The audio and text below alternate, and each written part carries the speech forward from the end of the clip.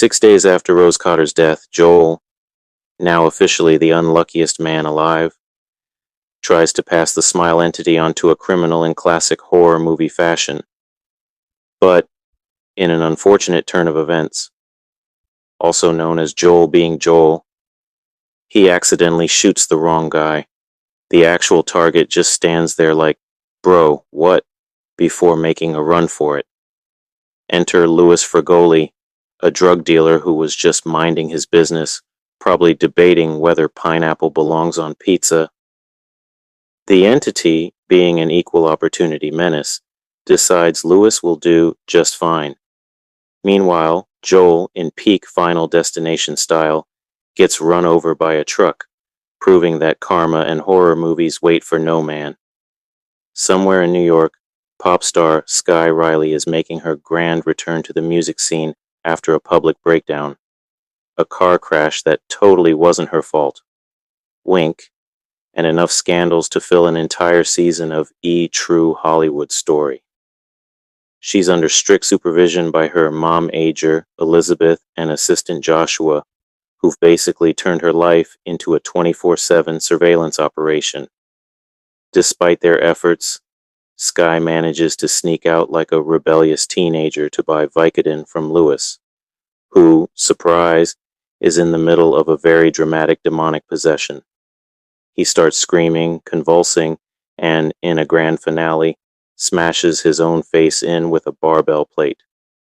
Skye, ever the problem solver, decides the best course of action is not calling for help, but instead casually walking away like she didn't just witness a human blender moment. Unfortunately, the Smile entity takes offense to her lack of concern and decides to ruin her life. Skye starts hallucinating creepy grins everywhere, her backup dancers, baristas, even a random pigeon on the sidewalk.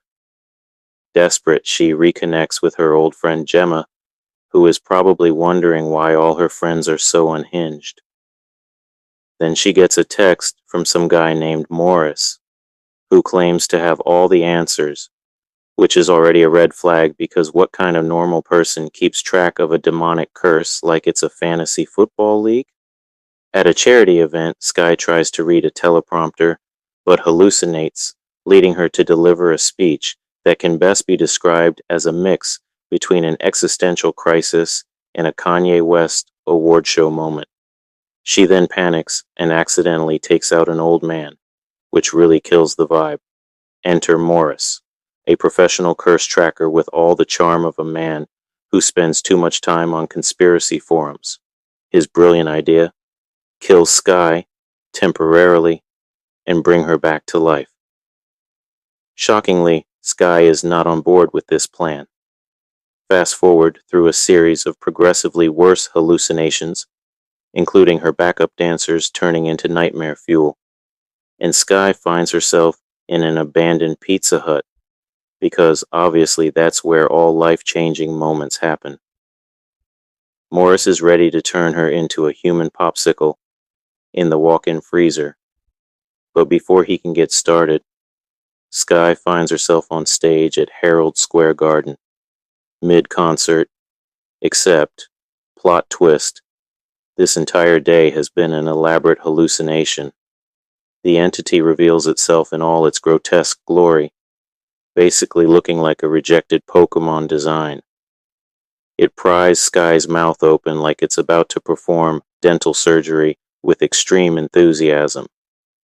To the audience, it just looks like Skye is having an intense performance moment, until she fatally stabs herself in the eye with her microphone.